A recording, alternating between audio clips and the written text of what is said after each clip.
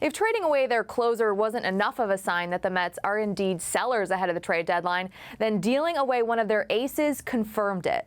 On Saturday, the Mets traded pitcher Max Scherzer to the Texas Rangers in exchange for prospect Luis Angel Acuna. So let's bring in John Heyman of the New York Post to talk all things Mets trades. John, thank you so much for taking the time today. So as you reported on Saturday, Scherzer agreed to waive his no-trade clause and was sent to the Rangers. So was this the right move for the Mets to make? And did they get enough in return?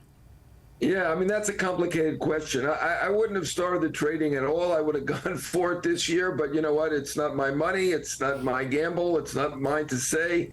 I mean, once they traded David Robertson, that was really waving the white flag. So once that trade was made, we know they aren't going to be a playoff team this year. He was their best player this year. So after that, I think at this point, the selling makes sense. And the one question with Scherzer, of course, is that he would have been back with the Mets again next year. So they've not only weakened this year's team, they've weakened next year's team as well. We will see now how they operate this winter. There are a lot of great free agent pitchers, not just Ohtani, who's probably a long shot to leave the West Coast, but certainly Nola, Blake Snell, Urias. There's many that they could rebuild with, but it could be that it's a team waiting for 2025 for the most part. We shall see.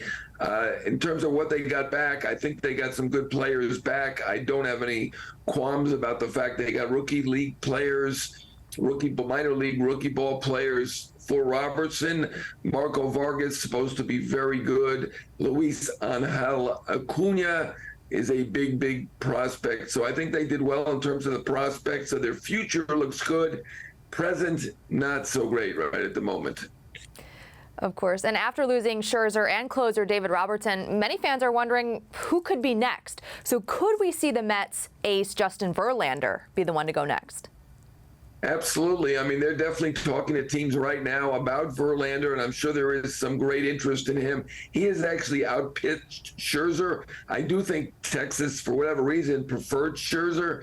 Verlander, I think, would be preferred by most teams. You've got to be able to match up, though. I mean, Houston is going to be a team that's going to be interested to bring him back, but they're only willing to go 1 year in the winter. Now he's got an extra year on that contract, so the money's an issue. Also, Houston has no prospects in the top 100. That may make it difficult for the Astros, but that's the most logical team. Obviously, you've got the Giants and the Dodgers possibilities, but you never know. Some small market team may take a flyer, particularly if Steve Cohen is willing to pay it way down, and he obviously was willing to do that with Max Scherzer. So you wrote in the New York Post that this Mets team is a team in transition. So where do they go from here, and what sort of changes do you see them making now and going into the offseason? Right. Well, they're looking at the future. One top-ranked executive did use that phrase to me, in transition, and I should have picked up on that because it was before this Scherzer trade. And it is pretty clear now what that means, that they're really looking to rejigger things. I do think there are a lot of teams that just ride it out a little bit too much. And obviously Steve Cohen and company saw things they didn't like. And you can understand that, to be under 500 with a record payroll, 100 games into the season, that's got to be very discouraging for the owner of the team and the guy paying the bills. So they're looking at the future more than the present. I think that's probably obvious. The concern I have is it going to affect next year as well as this year?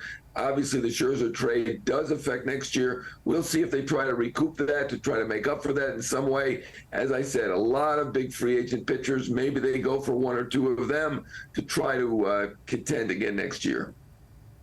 All right, John, thank you so much for taking the time. All eyes will be on the Mets and, of course, your Twitter feed ahead of the MLB trade deadline. Thanks again. Thanks, Emma Kate.